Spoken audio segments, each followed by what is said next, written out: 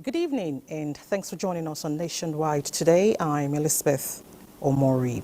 We begin with electoral matters. The All Progressives Congress is leading in 13 Edo local government areas as collation continues in the Edo governorship election poll. The APC is leading in 13 out of 18 local government areas in Edo State amidst allegations by the People's Democratic Party of suppression of votes in 3 key populous local government areas, Oedo, Ego and Ikpoba Oha. Initial preliminary results uploaded on IREF from some polling units showed that the governorship candidates of the PDP, Dr. Aswe Ihodalo, and that of the APC, Senator Mande Okpebolo, are in a tight race. Collation resumes at 5 p.m. after Nationwide on NTA. Now, 17 candidates are vying for the governorship position of Edo State with 16 men and 1 woman, but 1 will emerge victorious. Meanwhile, 3 candidates are now in a tight race for the number 1 position. They are Senator Mande Okpebolo of the All Progressives Congress from Udomi in Oesan Irua, Esan Central Local Government Area. He currently serves as a senator under the APC representing Edo Central Senatorial Districts. People's Democratic Party, Aswe Ihodalo from Ohaibe, Iwohimi, and in Esan Southeast Local Government Area, which is in Edo Central, former chairman of Sterling Bank and a former economic advisor to a former governor of Edo State, Adams Oshomole, as well as the current governor, Godwin Obaseki. Labour Party, Olumide Akpata, former national chairman of the Nigerian Bar Association, Edo South Senatorial District, Edo State. Olumide Akpata was a top executive at Templars law firm in Nigeria, serving as senior partner and head of the corporate and commercial practice group until August 31, 2023. Away from electoral matters, Vice President Kashim Shettima has departed Abuja for the United States to attend the 79th session of the United Nations General Assembly on behalf of the President Bola Tinubu and the nation. It will be recalled that President Tinubu had directed the Vice President to lead the Nigerian delegation to the high-level global forum while he focuses on addressing pressing domestic issues, including the present devastating flood disaster. During the session, Vice President Shettima will deliver Nigeria's national statement, participate in key meetings on the sidelines of the event, and engage in bilateral meetings. The high-level general debate themed "Leaving No One Behind, Acting Together for the Advancement of Peace, Sustainable Development and Human Dignity for Present and Future Generations" is scheduled for September 24 to 28, 2024. You're still watching Nationwide on NTA. Let's take a break. The news continues shortly. You're still watching Nationwide on NTA. The long-awaited Imo State local government election has been conducted under a peaceful atmosphere, despite mixed reactions. Kingsley Ononiwu, who monitored the electoral exercise in parts of the state, reports on late arrival of electoral materials, late commencement of voting, among other complaints. Though electoral material started leaving the premises of the Imo State Independent Electoral Commission (ISEC) at around 9 in the morning for the various polling centers across the 27 local government areas of the state. But when the NTA news crew visited some polling centers in Owerri Municipal Council and Abombise local government area later in the day, both electoral officials and sensitive electoral materials were not yet on ground. Up to this time, we do not have any sort of material on ground. in any of the polling units are asking for is free and fair elections in Abuja. Some voters, however, commended what they described as smooth conduct of the election. I have my voter's card here with me. Everything is moving on fine. The security men are all here. The ad hoc staff are all here. The local government election was generally peaceful as various security agents deployed for the exercise were on ground to forestall any breakdown of law and order. Away from Imo local government election, this year's AU Assembly simulation in Abuja is focusing on artificial intelligence. And as a prime example, secondary school students within the FCT have reenacted some sessions of the AU Assembly highlighting key political decisions for regional growth. The simulation offers Nigerian youths an opportunity to be proactive in civic engagement and demonstrate inclusive governance through immersive and interactive experiences. Exercise a little more patience as it is necessary to enjoy a short-term pain now for an economic gain later. Divine Anthony played President Tinubu at this simulation at the instance of Africa Vision 525 initiative. She and her peers are not just declaring but reinforcing statements of facts as they affect governance and Africans. Policies on regional peace, gender equity, education, health, and other current realities were raised through the perspective of the younger generation. My government only wants industrial growth, but we listen to complaints of our people and we will find a way to locate the companies. Before you say you want president of a country, you must do research about that. What do you know about that country? And we try to help you with the latest information about what's happening in that country. This initiative reflects the proposition of Diallo Telly in 1965 to promote participation of African youths in the development of Pan-Africanism. Partners, including the NTA, reiterated the importance of youth engagement in decision-making, applying artificial intelligence to prefer solutions to contemporary challenges. Wherever you find yourself, in the little way that you can, try to influence your environment and bring a positive impact. IT should not be seen as an end, but it should be seen as a means to a desired end. The AU Assembly simulation is in commemoration of Nigeria's 64th independence. Elizabeth.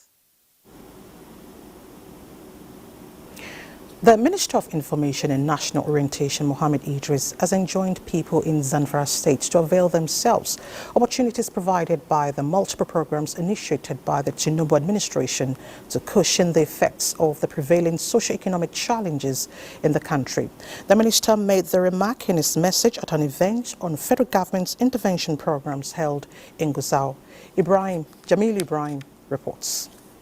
The public sensitization organized by the Zamfara State Office of the Federal Ministry of Information brings together various stakeholders including political, traditional and religious leaders as well as women and youth organizations from across the state. The economic policies of the Tinubu administration, especially the removal of fuel subsidy and the various initiatives unveiled by the federal government to cushion their negative effects on the masses, form the central focus of the sensitization. The Minister of Information and National Orientation, Mohammed Idris Malagi's message to the event was delivered by the head of the Federal Ministry of Information Center in Zamfara State. He enjoined people in the state to avail themselves of the opportunities provided by the various initiatives of the federal government that are meant to cushion the prevailing socio-economic hardship in the country. You might be aware that the federal government initiated different palliative programs in order to address the economic hardship among residents due to fuel subsidy removal. Other speakers at the event gave an overview of the federal government's initiatives, such as the Students' Loan Scheme, Customer Credit Corporation, the Compressed Natural Gas Initiative, and the Digital and Creative Enterprises, among others. The sensitization also takes form of rally and procession to some major streets in the state capital, Gusau, markets and the motor parks. Akwai portal wanda aka bada wanda ta wannan portal ne za a shiga. Similar sensitization is built to be conducted at the headquarters of each of the 14 local government areas of Zamfara State. In Gusau, Jamilu Ibrahim, NTA News. In other news, a number of commuters are stranded as a result of a bridge linking Adamawa and Gombe states, which collapsed due to the heavy downpour in the vicinity of Savannah Sugar Company Limited, Numan, Adamawa State. Yusuf Jika brings us details. Which links Numan, Lamorde, Gombe to other parts of the states in the northwest washed away by flooding as a result of heavy downpour. This left motorists and commuters stranded as some have to find alternative routes to their respective destinations. Transportation of goods and services as well as other means of livelihood were also affected by the development. This thing has stopped a lot of people, have affected a lot of people business-wise. People that toy this road to take their properties from Kano to Adamawa said now it is no more. So fixing it in good time will also help the businessmen to go ahead with their day-to-day business. I'm appealing to the federal government, please come to our aid. Since yesterday, some pass, we are still there. Then today now we don't know whether we can pass or we still sleep here again. Right from when I was a teenager, I've passed here, and happened to see that this road is still the same way it is. It's appalling. Federal government should do something. A construction firm earlier handling Gombe-Numan Road were seen making effort to provide access road. Personnel of the Federal Road Safety Corps and other security agents were also on ground to control traffic and provide security in the affected area. In Yola, Yusuf Jika, NTA News. For more reports on Nationwide, let's head to Ibadan, where Kemi is standing by. Kemi.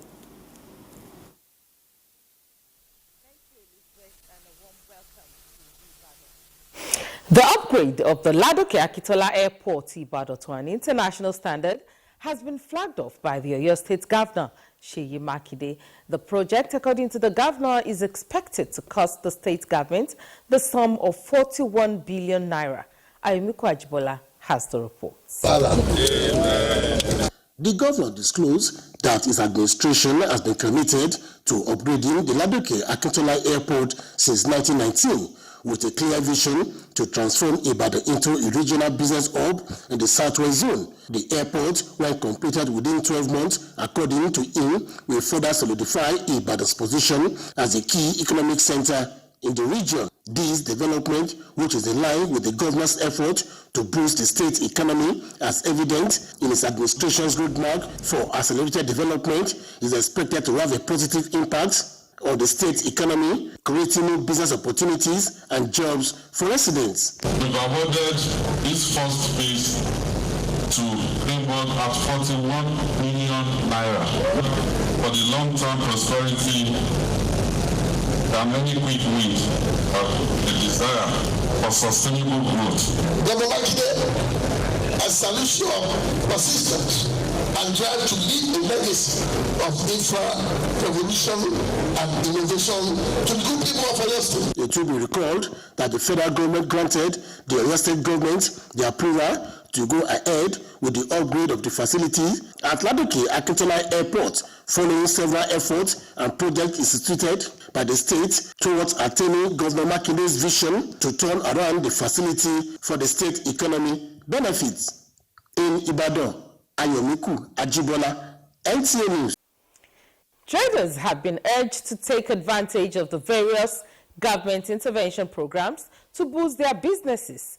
This call was made during a sensitization visit by the Federal Ministry of Information and National Orientation to the Aleshiloye markets in Ibadan.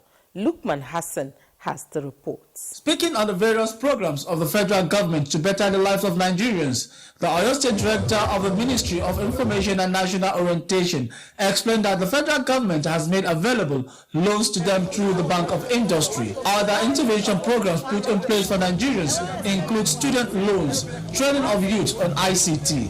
Coming here to tell them about this is one of them. Many of them they go to Mako, they go to Segundo Goji to run their business.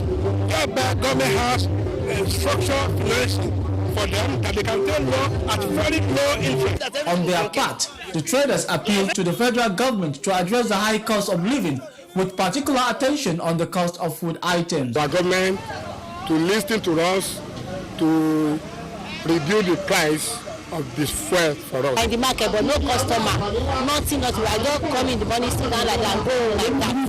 So we are now appealing to our government to help us, to make the petrol to come down. Because we make sales, now things are hard for people. There's no one for the youth to work. There's no food everywhere. We are hungry. The sensitization program is powered by the Ministry of Information to enlighten Nigerians on the various benefits available to them to better their lot and improve their living standard. In Ibadan, Lukman Hassan, NTA News. And that's it from Ibadan. More reports on Nationwide after this timeout. Do stay with us.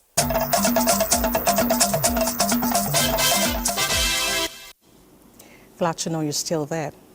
The Chairman House of Representatives Committee on Health Institutions, Amos Magaji, says the National Assembly will not relent at ensuring value for money across health institutions for effective healthcare service delivery. He stated this during the committee's oversight visit to Modibo Adama University Teaching Hospital, Yola. Yusuf Jika reports. The oversight visit of the House of Representatives Committee on Health Institution to Modibo Adama University Teaching Hospital Yola is to ensure that all contracts, programs and facilities of the institution meet the required standards. Chairman and members of the committee, after hours of scrutinizing relevant documents and inspection of facilities, described the teaching hospital as impressive as it meets with the terms of clinicals and hygienic environment that can promote healthy being of the society. The committee decried mass exodus of medical personnel to seek for greener pasture, inadequate funding, and emphasized on the need for improved manpower, road network, and sewages for effective healthcare delivery. The chairman, however, encourages the management of the institution always consider less privileged, middle class, and rich and mighty members of the society in its services. Even the hospital is not satisfied with our manpower. We have the issue of JAPA, and then many doctors are not available. Many nurses are also leaving. And there's also the issue of delay in getting approval in many of the government agencies that have responsibility of recruitment. The Chief Medical Director Mount Yola, represented by the Chief Medical Advisory Committee, Dr. Ahmadu Usman Baba, who told the committee that the institution was converted from FMC to teaching hospital status in 2022, commended them for embarking on such a visit that will enhance service delivery and solicited for more support from the legislature. The hospital actually needs road facilities, culverts, drainages, and so on and so forth.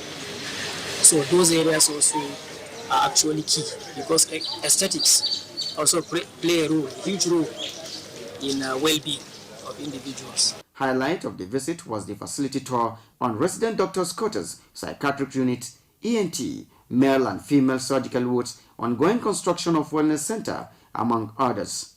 In Yola, Yusuf Jika, NTA News. Contrary to speculations of an outbreak by some media outfits, the Borno State government has confirmed that there has not been any established case of monkeypox disease in any of the internally displaced camps across Maiduguri and its environs. Kaigama Mustafa brings us details.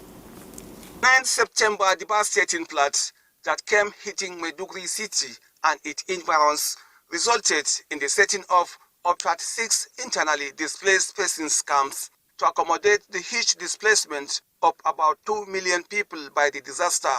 This development gave rise to the pair of outbreak of some diseases like cholera and monkeypox among the teeming internally displaced persons, with the speculation by one of the media outfits of an outbreak of monkeypox disease as the most serious. Dr. Mohamed Nur Abubakar Mustafa is of the State Specialist Hospital, Maiduguri. The confirmation of the virus, that is when a confirmed case will be documented. NTA correspondent went around some hospitals within the state and internally displaced persons camps, revealing that there was no reported case of monkeypox disease as alleged. Majority of the cases we have seen in these camps are severe malaria, PUD, that is epigastric ulcers, and few of them are coming with PID, pelvic inflammation diseases. A medical practitioner with Medecins Sans Frontières, Dr. Mariam Abdulkadir Dori said all the cases being identified with children, even adults, are responding to treatment. In Maiduguri, Kaikama Mustafa, NTA News. So geriatric care, they're saying aging is not a cause, but a privilege, and creating a world of better care for the elderly echoes as the world celebrates World Alzheimer's Day. Actors in Nigeria's older persons care have been speaking on better coordination to prioritize dementia care and services in the country. Olusheye Adiagbo reports on commemoration of World Alzheimer's Day in the FCT. It was a gesture born out of the need to enhance the potential of technicians and provide an opportunity for advancing their career prospects on the skills upgrade training on conversion of petrol-powered vehicles to compressed natural gas CNG-powered vehicles to ease the impact of fuel subsidy removal and cost of transportation in the country. The 45 trainees, drawn from different local government areas of Ekiti State, left the program better equipped with admirable skills in the interesting and important automotive sector, which will help them to understand the opportunities that abound in the automotive industry for conversion of petrol-powered vehicles to compressed natural gas CNG-powered vehicles. Be able to now go back and start opening conversion center, because this is just one conversion center you have here, but we want to replicate this across the whole state. This is a great happiness for all participants here, including me. And I want to commend the government of Ekiti State and the federal government that they have done well for us. The Ekiti State government promised to fast-track efforts for the establishment of CNG markets.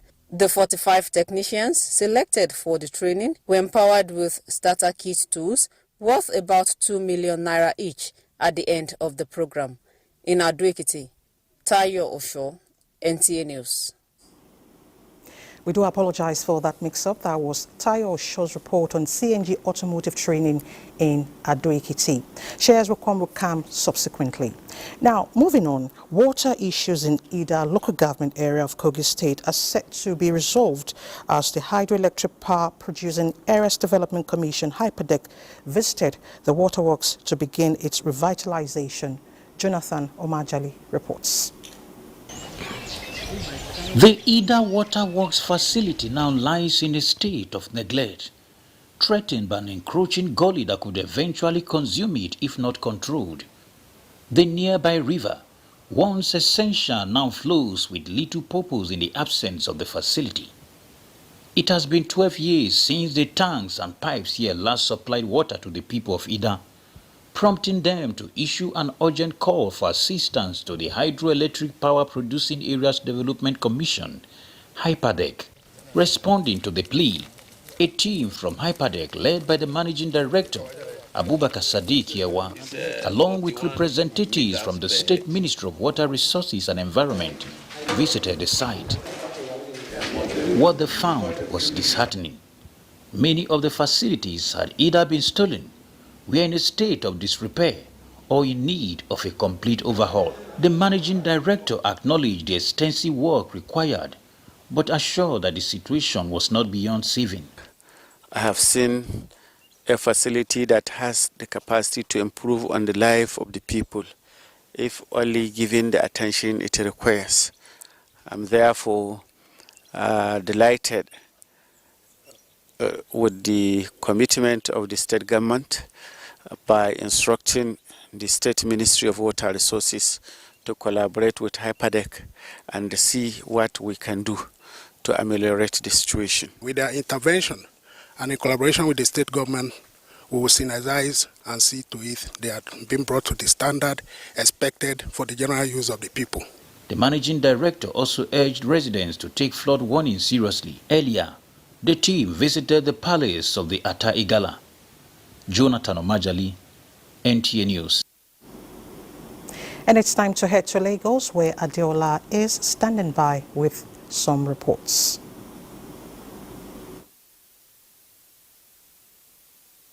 Thank you, Elizabeth. To ensure that the Abuja-Lagos Highway becomes a reality, the Ministerial Steering Committee of Stakeholding Countries, where the 1,080 superhighway will pass through, held a meeting on this West Africa Interstate Highway, presenting their views and recommendations on the project. Larry Belei has details. Abidjan-Lagos Corridor is a priority project under the Trans-African Highway of the ECOWAS region. This is part of the region's program for infrastructure development in Africa, covering 5 ECOWAS states and called the Trans-West African Coastal Corridor. The highway project had stakeholders from Nigeria, Benin, Cote d'Ivoire, and ECOWAS representatives converged for a ministerial steering committee meeting to oversee the experts committee on the project actionable plans put in place, ironing out differences and making adjustments. The design of the project, the ESIA design, conceptualization, funding mechanisms have been on in the past 11 years. And so we believe that we finalize and approve the design. This project is a very important, very key milestone for the realization of the economic integration of Africa. So our commitment is total. Cote d'Ivoire part in order to fast track the project and made it a reality for each country. A detailed discussion between the ministerial and expert committees of involved countries was done behind closed doors with a communique issued on the meeting. The Trans-West African Road Network covers approximately 1,080 kilometers and has 8 border crossing points. The current alignment of the corridor crosses all the major economic centers and capital cities of the 5 member countries from Abuja and ends in Maitu in Lagos. Larry Belei, NTA News. And still on transportation, efforts to ensure hitch-free vehicular movement along the Lekki-Ekpe axis is gathering momentum with a joint national patrol along the Lekki-Ekpe-Ibeju-Lekki routes by the FRSC involving 4 unit commands and the special marshals, leading initiative to enlighten as well as enforce responsible conduct amongst road users.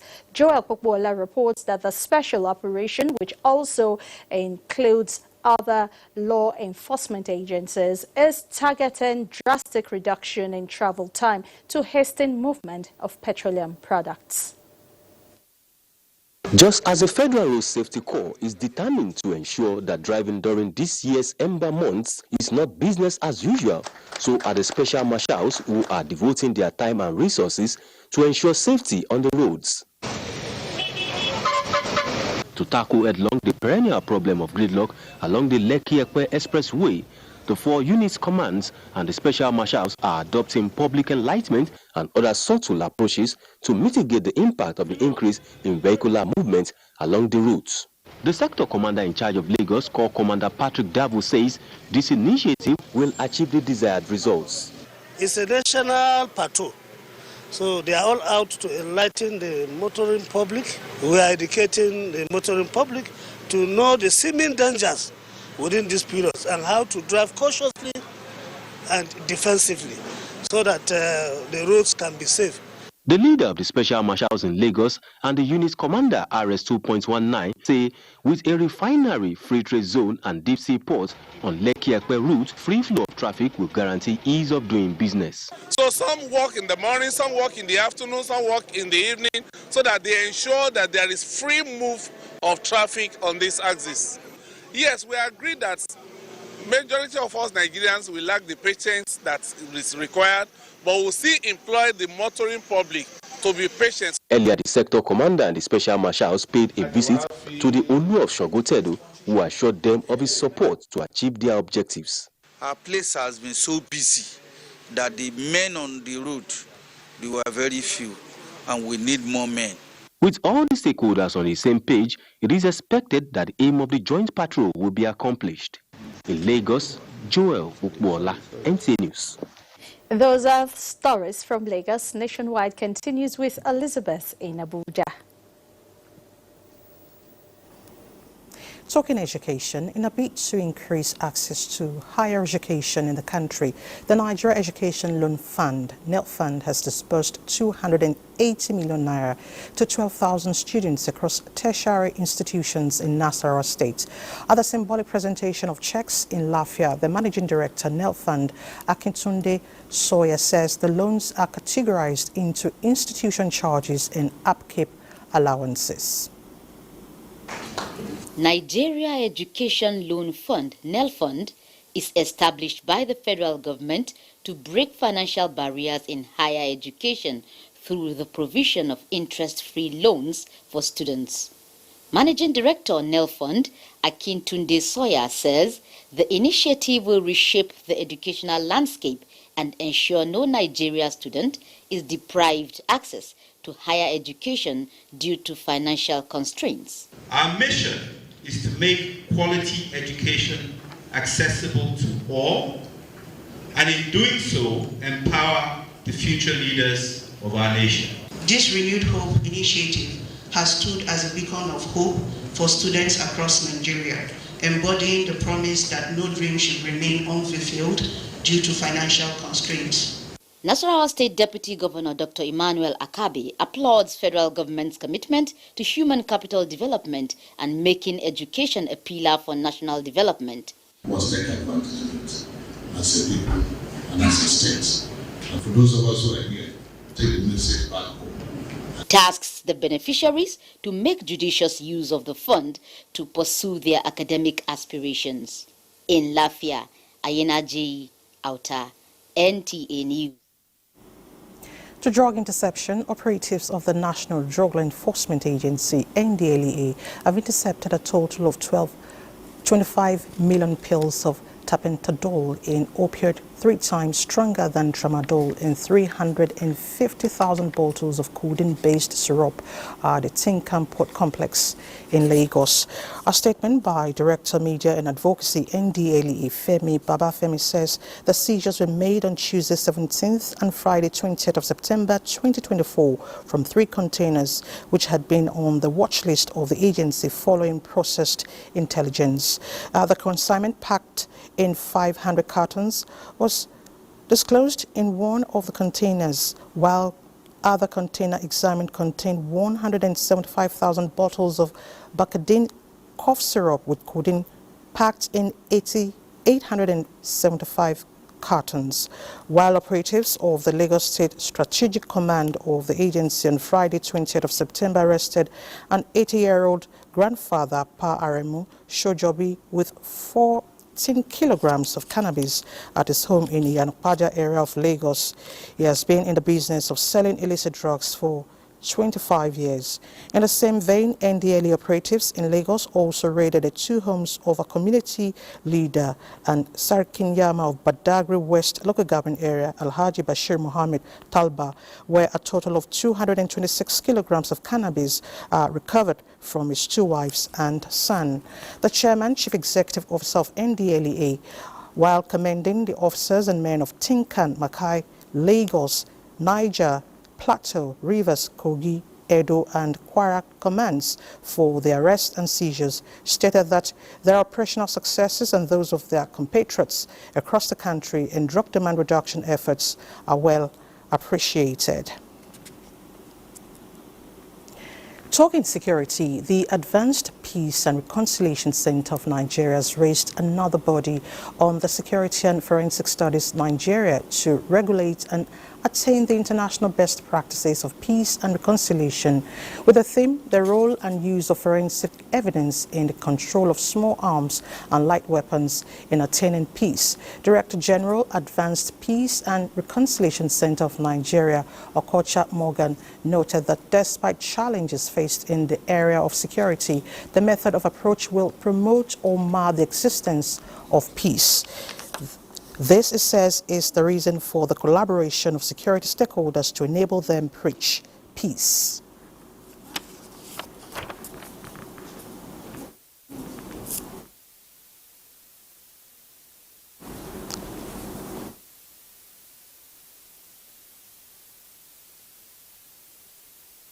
The best approach is handling it in a professional manner. Handling it in a professional manner will help the societies to survive the situation. So it is timing. One thing is very important. The nation needs peace. Yeah, so we'll try as much as we can to use our influence, to use our knowledge, to promote peace in every aspect of our endeavor in this country. On the theme of the International Peace Day, 100 ambassadors were inducted. Let's join Abubakar in Maiduguri for some reports. That's true, Elizabeth. Good to see you. Governor Babagana Umar Zulum has held an emergency meeting with United Nations humanitarian workers and other development partners to interface and work together in addressing the impact of the devastating flood that has ravaged about 70% of the Maiduguri city and environs. The meeting was held at the council chamber of the government house, Maiduguri. Here is Mohammed Guni with the rest of the story.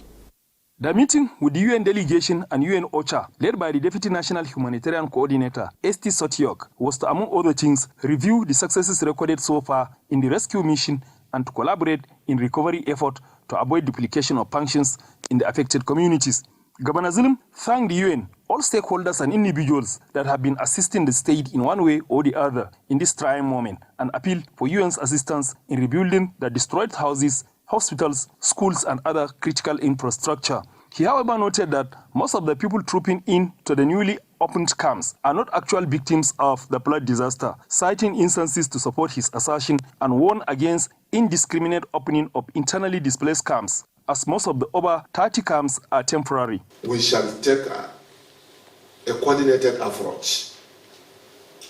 We should also develop a generic envelope depending upon the magnitude of the distraction. Those that have minimal distractions, those that have severely distractions, and those that have moderately distractions to their properties. We are very committed to work side by side, as you mentioned. I personally have been working with Dr. Mandara at the working level, at the technical level, and at the coordination level. We are ensuring that the data is one of the most important issues, because there's a lot of confusion about people, about camps, as you mentioned, the temporary relocation sites. Other officials on the UN delegation also made commitment to the collaborative effort at addressing the humanitarian challenges occasioned by the flood disaster, not only in Maiduguri and Imbarans, but also across all the local government areas affected by the flooding. In Maiduguri, Mohammed Goni, NTA News. Away from issues that have to do with the flood crisis in Maiduguri and environs, for now, to tell you that Borno State government has awarded postgraduate scholarship to 180 indigent students to study in Malaysia and India. Governor Babagana Umar Zulum performed the brief send-off ceremony at the government house, Maiduguri. Here again is Mohammed Guni with the rest of the story. Among the beneficiaries are 24 PhD and 126 master's degree students who will study at 2 universities in India, while 30 beneficiaries are master's and PhD candidates who will pursue advanced studies at different universities in Malaysia. Governor Zulum asked the beneficiaries to be dedicated to their studies, saying their dedication is crucial to ensuring that the benefits of their education directly contribute to the development and progress of Borno State. You must approach this opportunity with seriousness and commitment, and it is a real privilege. In today's world, defined by rapid technological advancements, the significance of STEM education cannot be overemphasized. The governor also announced automatic employment for the beneficiaries of the scholarship after completing their studies. Commissioner for Education, Science, Technology and Innovation, Lan Abawo Kilbe, explained that the 180 beneficiaries are to pursue courses in science, technology, engineering and mathematics in India and Malaysia.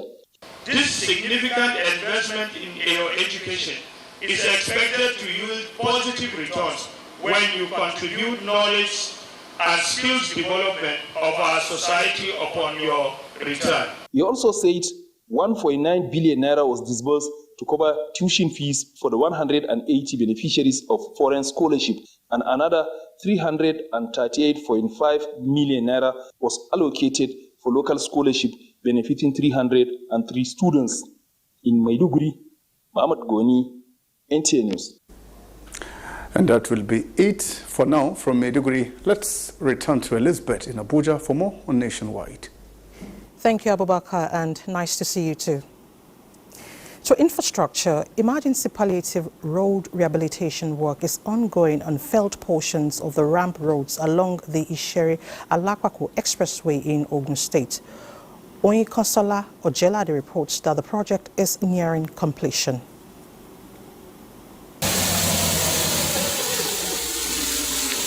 Aftermath of the damage done to the bridge ramp connecting the Alakwako-Oni Bridge at GNH 79+575 along Isheri and Alakwako Road in Ogun State, which led to the temporary closure of the bridge.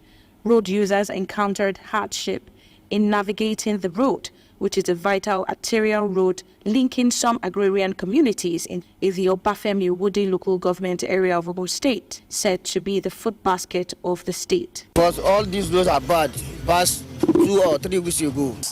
We that are living on Ogomaki, we know how many lives have been lost to this road. However, respite has come as the Federal Road Maintenance Agency, FERMA, in Ogun State swung into action with the scarification of failed sections of the road, provision of boulders on the ramps, vegetation control works, and compaction of crushed stone bays. We received urgent call from Federal Ministry of Works.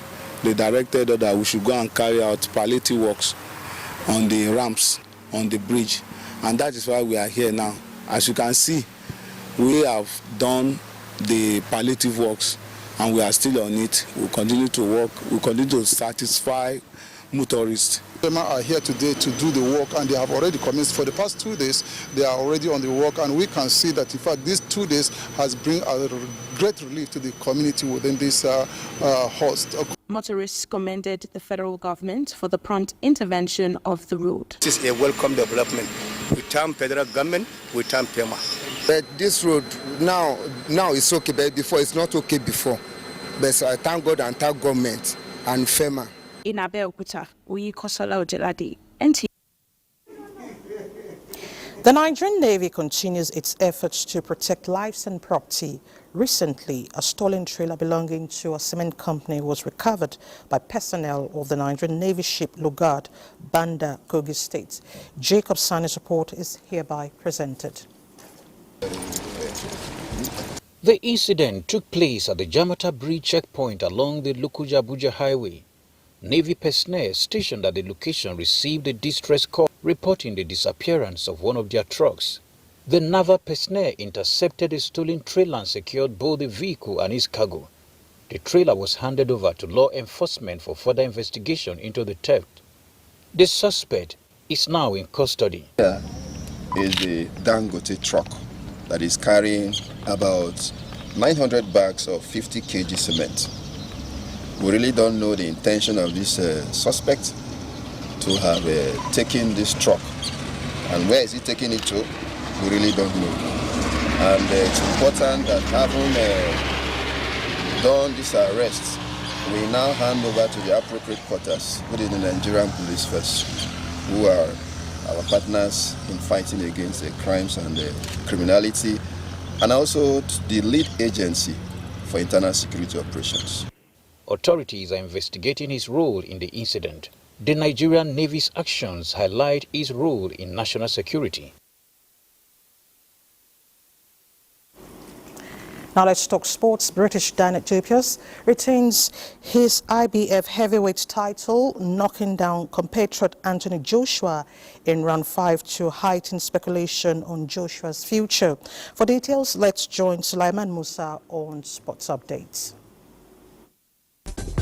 The Abuja Half Marathon ended on Saturday with more than 400 male and female athletes participating in the 10 and 21 kilometers race. Ahmed Zongo reported that the third edition of the race organized by Abuja Run Club is an annual event used to celebrate the community and to promote physical activities and fitness. It's not easy to be a champion. You know, everything is about training. If you train hard, you win easy. I always say that. Target, I'm not going to give up. I'm going back to training and train hard so that to prepare the national competition. We're trying to focus on community. You know, I used to run as a runner myself. I used to run alone. But it got to a point where running alone did not really suit me. It didn't really help. And I realized that you do more, you do better when you run with people. To boxing, Daniel Dubois sensationally dismantled fellow Briton Anthony Joshua in 5 rounds to catapult himself into global sporting stardom in front of 96,000 fans at Wembley Stadium. The 27-year-old dropped Joshua multiple times to retain the IBF heavyweight title and leave his domestic rival's career in ruins.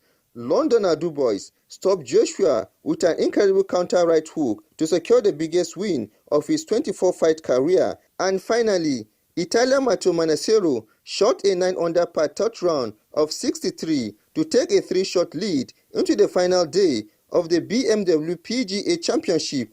Manassero caddied an angle and 7 birdies at Wentworth in Surrey to move to 18 under par, which is the lowest 54-hole score to par in the tournament history. Northern Ireland Rory McIlroy produced a round of 66 to move into joint second with 15 under, along with American Billy Horschel with 65. With Sports Update, Suleiman Musa, NTA News. And that's Nationwide today. Thank you so much for your time. A collation of results continues shortly with our presenter, Ruth Agwele. Good evening.